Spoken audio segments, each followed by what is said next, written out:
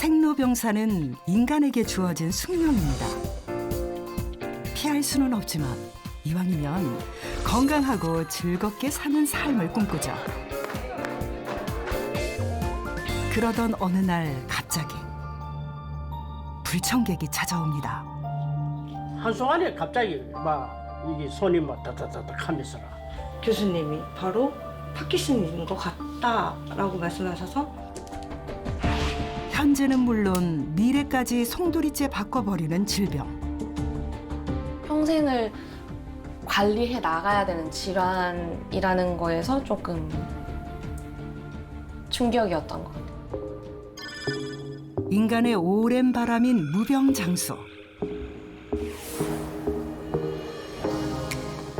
그 바람을 현실로 만들기 위해 의료와 디지털이 만나고 있습니다.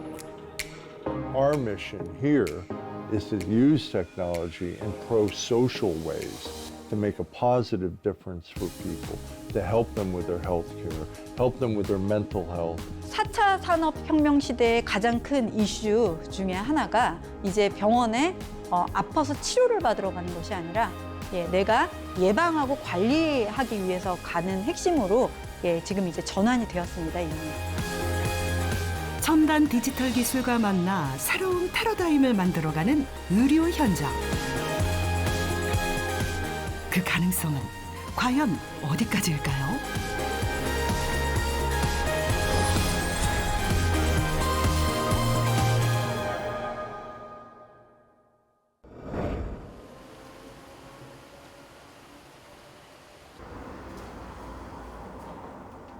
이른 아침.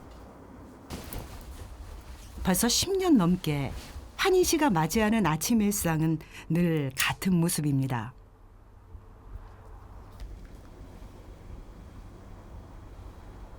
일형 당뇨가 있어서 아침에 일어나면 혈당 체크부터 바로 해요. 2011년이니까 지금 이제 11년 전 이야기네요. 팔이 부러지거나 아니면 넘어져서 무릎이 다치거나 하는 거는 일시적이잖아요. 그래서 시간이 지나면 낫고 치료가 가능한데 일형 당뇨병은 그냥 평생 인슐린 주사를 외부에서 주입해주는 것 말고는 방법이 없다는 그 부분이 조금 받아들이기 힘들었어요. 췌장의 인슐린 생성세포가 파괴되어 생기는 일형 당뇨병은 혈당 조절도 중요하지만 합병증이 더 무섭습니다. 그래서 일상의 모든 순간이 긴장의 연속이죠. 제가 한 2주 정도 입원을 해 있었었는데 그때는 이제 혈당 관리가 계속 안 되고 혈당이 높은 채로 입원을 했다 보니까 당뇨병의 합병증 중에 하나인 신경병증도 왔었고 그리고 밤에 잠을 못 잤어요. 우울증이나 불면증 같은 건 합병증에 들어가는 건 아닌데 그 정도로 제가 심리 상태가 많이 불안했던 것 같아요.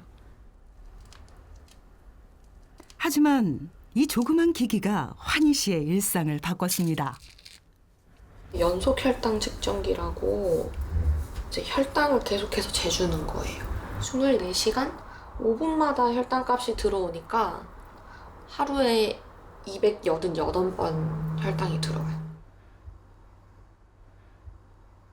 자동 혈당 체크는 물론 24시간. 실시간으로 혈당의 변화 상황을 알려줍니다. 혈당이 어디로 움직이는지 방향성을 다 볼 수가 있어요. 힘들죠. 하루에도 여러 번 겪어야 했던 체열의 고통은 좀처럼 익숙해지지 않습니다. 지금은 혁신 그 자체죠. 환희 씨가 만난 또 하나의 디지털 혁신. 연속 혈당 측정기와 연동되는 이 인슐린 펌프입니다. 바늘을 삽입을 해놓고 그리고 원하는 인슐린 용량을 이제 그때그때마다 바로 주입이 가능해요. 매번 주사를 하는 것보다는 훨씬 더 편리하고 그리고 혈당 조절이 훨씬 더 용이합니다. 흔히 기술이 삶을 바꾼다고 하죠. 환희 씨가 만난 디지털 기술은 그녀의 삶을 어떻게 바꿨을까요? 쉽게 비유를 하자면 예전에는 부산에서 서울까지 걸어서 가는 방법밖에 없었으면 지금은 비행기를 타고 가는 거예요.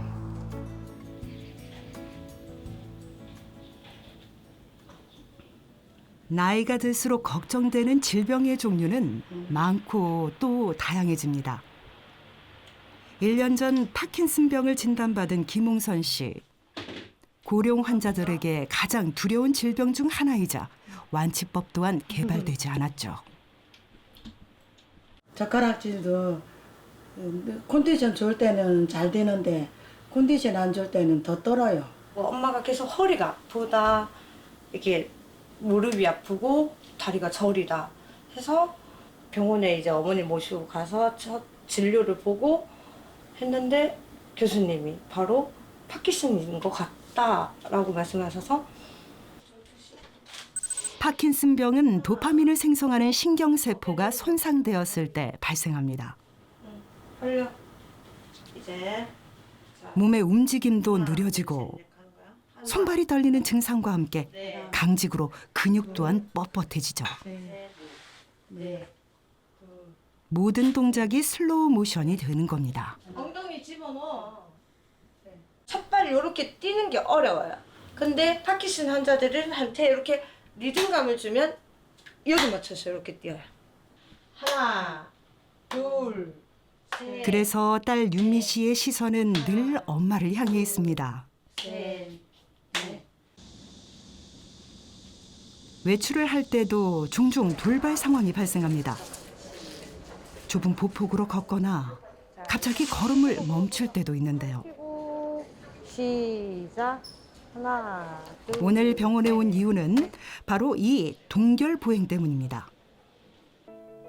복도에 일정한 간격으로 그려져 있는 선. 이 선에는 비밀이 숨겨져 있는데요. 파킨슨병 환자가 걷는 방향으로 이 선들이 보이면 환자들은 멈추지 않고 잘 걷게 됩니다. 보시는 바와 같이 라인이 꺼져 있으면 그걸 통해서 환자가 동결 보행이 해소될 수가 있습니다. 저는 라인이 꺼지는 것이 가능한 정강현실을 이용한 스마트 글래스를 이용하여서 환자의 동결 보행이 해결되는지를 오늘 환자분과 같이 해볼 계획입니다. 국내의 한 IT 기업과 개발 중인 스마트 글라스. 증강현실이라는 첨단 기술이 접목된 이 스마트 글라스를 끼면 수시로 보행 패턴을 수집하고 분석해 선이 그려져 있는 것 같은 시각적인 도움을 줍니다. 밑에 보시면 선이 보이실 거예요. 지금. 이제 되네요. 네. 그래 한번 그려봐 주시겠어요?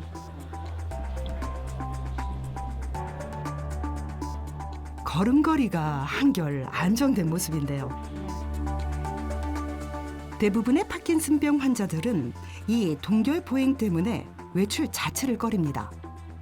하지만 이런 스마트 글라스의 도움을 받는다면 걷는 게 좋아요. 걷는 게 훨씬 편해? 안 쓸 때보다 쓴 게 더 낫습니다. 오. 예. 마트 갔을 때는 예. 내가 떨리는 거를 남한테 이거 보기 싫어가지고 가정에도 안 갔거든요. 마트를 안 가셨다? 예, 근데 이 안경 쓰고 가면은 해보실 수 있을 것 같아요? 예. 65세 이상 인구 분포가 20%를 넘는 강원도는 초고령화가 빠르게 진행되는 곳입니다. 특히나 읍내에서 멀리 떨어진 마을일수록 시간을 내어 보건소 오가기가 쉽지 않습니다. 이 마을도 그런데요. 오늘은 특별한 손님이 찾아왔습니다. 가상현실을 활용해 인지기능 평가와 훈련까지 할 수 있는 디지털 의료 서비스인데요. 구경도 할 겸 인지기능 검사도 할 겸 동네 사람들 모두 모입니다. 병원 큰 병원이 없고 가려면 대도시로 가야 되잖아요. 근데 이 찾아와서 해준다는 게 너무 고맙고 아주 좋습니다. 태어나 처음으로 만나는 가상현실. 듣고 보고 만지는 모든 것이 신기하기만 합니다. 명상 한 5분 정도 하고 그리고 간단하게 인지 능력 테스트를 한번 할 건데요. 그렇게 어렵지 않으니까 제가 설명해 드릴 테니까 한번 해보실게요. 낯선 기술에 대한 우려도 잠시. 눈앞에 보이는 진짜 같은 풍경에 푹 빠져듭니다. 어머니 뭐가 보이세요? 노란 꽃. 너무 꽃이 예쁘네. 아이고 아버지는 이제 하늘 날아다니시네. 멋있다 이거. 네. 네. 이제 어머니 아버지들 이제 명상은 여기까지 하고 저희 이제 인지 측정 바로 시작하도록 할게요. 왼손에는 파란색 컨트롤러를 이 디지털 측정 기기의 원리는 간단합니다. 가상현실 헤드셋을 활용해 게임을 즐기는 동안 눈동자의 움직임과 뇌파 등의 바이오 신호를 포착합니다. 이를 통해 인지와 감정 상태를 분석하는 것이죠. 검사 결과는 바로 알 수 있습니다. 일단 어머니 일단은 정확도는 한 2배 정도 틀리신 것 같아요. 그리고 네, 반응 시간이 조금 늦어서 그러는 건데 어머니 아무 이상 없으세요. 재밌었어요. 좋은 구경하고 경치 좋고. 지면으로 하는 것보다는 이렇게 정확하게 어떤 뇌라든가 이런 정신 상태를 이렇게 살펴보는 거기 때문에 좀 더 정확하고 그렇다고 봐요. 고령 인구 증가와 홀로 사는 노인들이 많아진 지자체로서도 지역민들의 건강을 효율적으로 관리할 수 있습니다. 치매는 아무래도 되게 관심이 많으시기 때문에 그거를 미리 사전에 뭐 본인의 상태를 알 수 있다 이러면 상당히 좋아들 하시죠. 정기적으로 데이터가 축적이 되면 아무래도 그분들의 상태가 어떻게 변하는지를 알 수 있으니까 의료 쪽에서도 많은 도움이 되지 않을까 생각합니다.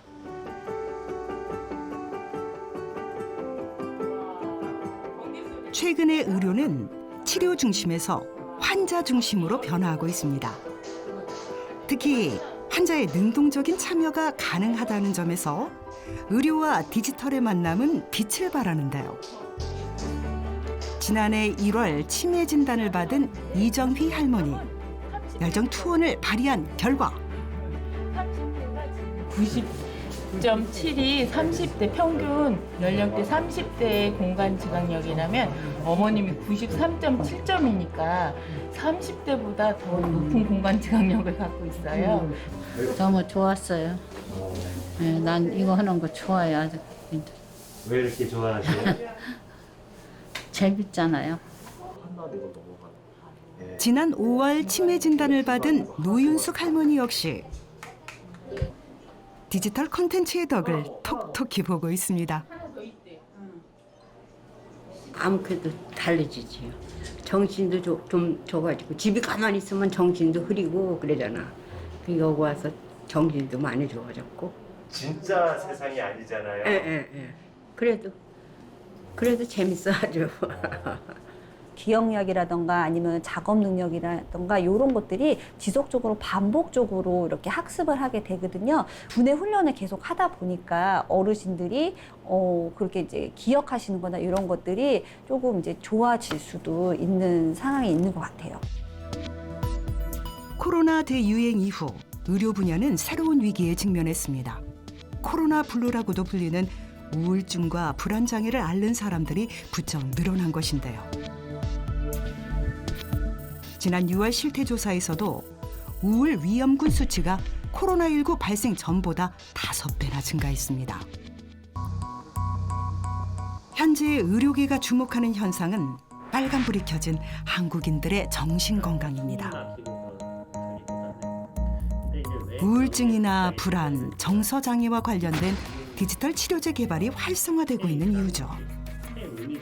우울증이나 이런 불안장애, 특히 이런 정서장애에 대해서 최근에 관심이 아주 많아지고 있습니다.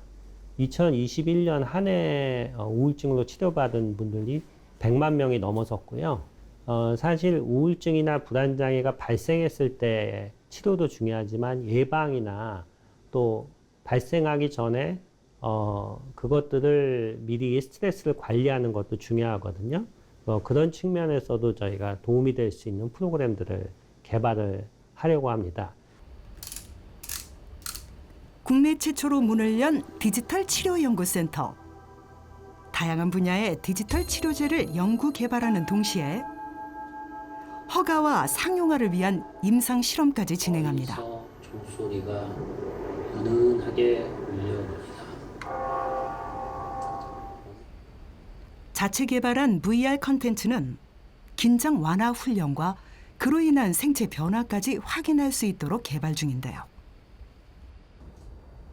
여기 조금 전에 이제 VR 바이오 피드백 몇 년간의 연구와 여러 차례 임상 실험을 진행하면서 의미 있는 결과들을 얻고 있습니다. 우울감이 27점 정도로 좀 높게 측정이 되었었는데 하고 나서는 17점 정도로 점수가 감소하는 걸 볼 수 있었습니다. 그 점수가 이제 감소되면서 증상이 호전되고 이제 그런 것들 볼 수가 있었고. 코로나19 이후 한동안 잊고 있었던 편안한 여행. 이 느낌이 우울증과 불안감에 몰입해서 벗어날 수 있도록 도와줍니다. 가상현실을 활용한 또 하나의 디지털 치료 가능성을 제시한 셈이죠.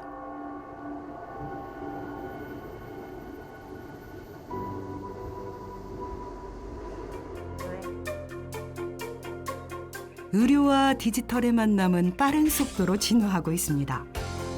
새로운 첨단 기술의 탄생은 물론 다양한 분야들을 자유롭게 융합하며 보다 혁신적인 미래 의료를 꿈꾸게 하고 있죠. 디지털 치료제 산업이 폭풍 성장하고 있는 나라, 미국입니다. 매년 20%의 성장세가 전망되고 있죠. 미국 식품의약국이 디지털 치료제 1호를 승인했던 2017년 1조 900억 원에 달했던 시장 규모는 불과 5년 만에 5배의 성장세를 보이고 있습니다. 미국에서는 지난 한 해에만 총 20여 종의 디지털 치료제가 승인된 것으로 알려졌는데요.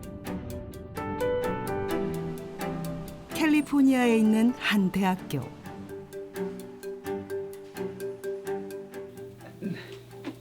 이곳에서는 20년 전부터 가상현실을 이용한 디지털 치료를 연구하고 있습니다. 브레이브 마인드라 불리는 프로그램인데요. And we can start to introduce more. Well, BraveMind is really a collection of simulations of different types of places in Iraq and Afghanistan. And we can put people in these environments that have PTSD, and we can control the situation in the simulation in VR. Let's see. Yeah, I'm back in mixed reality world. The passenger. 이 프로그램의 핵심은 전쟁에 참전한 군인들이 외상 후 스트레스 장애를 겪게 된 상황을 그대로 재현한 것입니다. He would be telling his story about approaching this farmhouse and how all of a sudden there was an explosion as they drove by. Something on the right-hand side maybe. And how they had to keep going and what that experience was. It was a close call. 고통스러운 상황에 대한 감정적 내성을 길러주는 일종의 행동 치료이자 행동 훈련법이죠. At first you might say, why would you do that? Well, the reason is by helping somebody to go back and confront and reprocess those difficult emotional memories in a safe place, in a clinician's office, they eventually can deal with it. They feel empowered to deal with it. 시대가 변하고 세대가 변하면서 새로운 트렌드의 반영 또한 중요합니다. I look at the successes in the sense that we have scientific validation. In addition, it might be a preferred treatment, especially for digital generation service members, for young service members that grew up familiar with this kind of technology, with gaming and so forth, and with virtual reality, of course. They kind of like this approach. So I think that's as important as the clinical outcomes. You have to have good clinical outcomes, but you also have to put the treatment in a form that's going to appeal to people that really need it. And I think that's one of the things that VR does well. 미국의 디지털 치료제는 여러 면에서 획기적입니다. 신경과학자이자 디지털 치료제 개발 기업의 공동 창업자인 애덤 가잘리 교수. ADHD 아이들을 위한 디지털 치료제를 개발했습니다. 비디오 게임이 의사 처방용 디지털 치료제로 인정받은 최초의 사례입니다.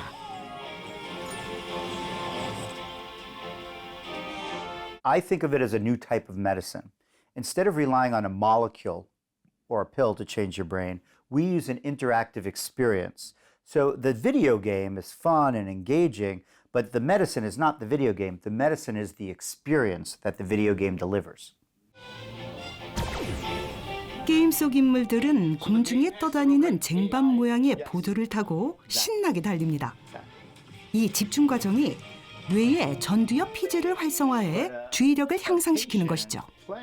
There were many challenging parts of this because we're bringing two fields together. One is technology, software, video games. The other is medicine and healthcare, clinical conditions, regulatory agencies, and we're bringing them together. And then presenting to the FDA the concept that a video game can be treated like medicine, just like a drug is, was very challenging. A lot of people have not thought about video games in that way. They think of it as only entertainment, not as a medical product.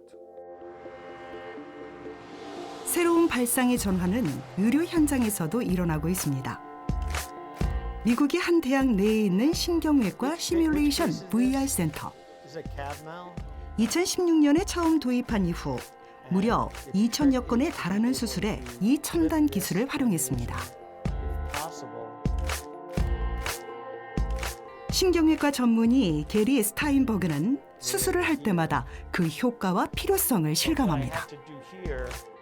Look at the mess. Now, where's the aneurysm? There's so much blood I didn't know, so I did augmented reality and I overlaid the aneurysm. So there I saw where it was, so I could safely get control of it before it ruptured.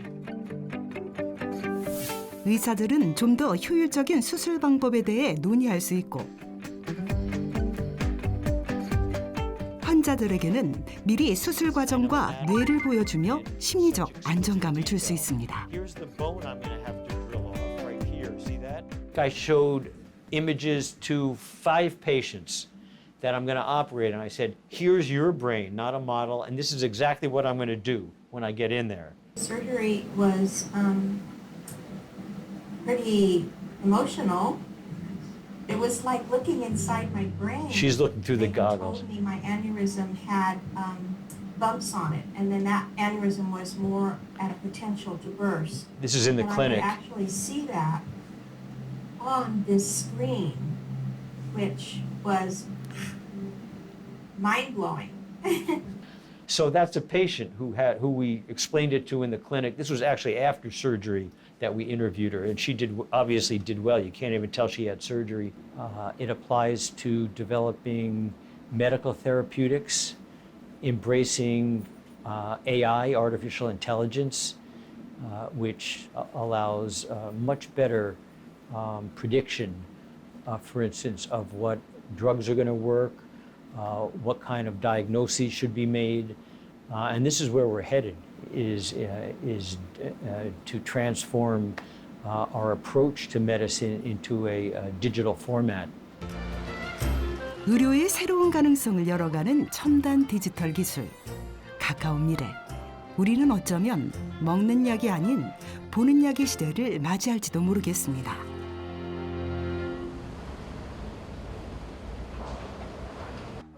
근데 여기에 아마 교수님 국내 병원들도 새로운 디지털 기술을 의료 현장에 적극 활용하고 있습니다.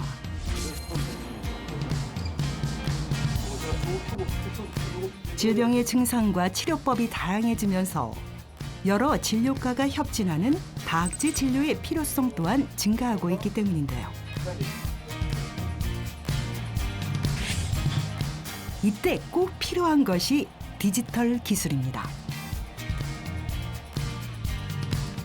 인체 데이터를 3D로 구현해 정확하게 볼 수 있음은 물론 가상 공간 활용도 유용하고 효율적입니다. 다수의 분들이 이제 테이블처럼 원형 테이블에서 둘러앉아서 커뮤니케이션 하려고 하실 경우 하드웨어가 다 갖추진 공간에 가셔야 되는데요. 이런 XR 기기가 있으면 그 가방처럼 들고 다닐 수가 있거든요. 언제서든지 어느 공간에서든 가상의 어떤 회의 장소를 만들어내실 수가 있습니다. 여기서 이제 좀 자유롭게 디스커션을 하실 수가 있고요. 그런 부분에서 좀 가장 많이 필요하지 않았나 생각하고 있습니다. 이 관제자체가 이제 장기면 이제 다 녹화를 해서 보일 수도 있고요. 의료 현장은 사람의 생과 사, 그리고 삶의 질을 좌우하는 곳이죠. 이런 의료 현장이야말로 가장 첨단화된 디지털 기술을 필요로 하는 곳이 아닐까요?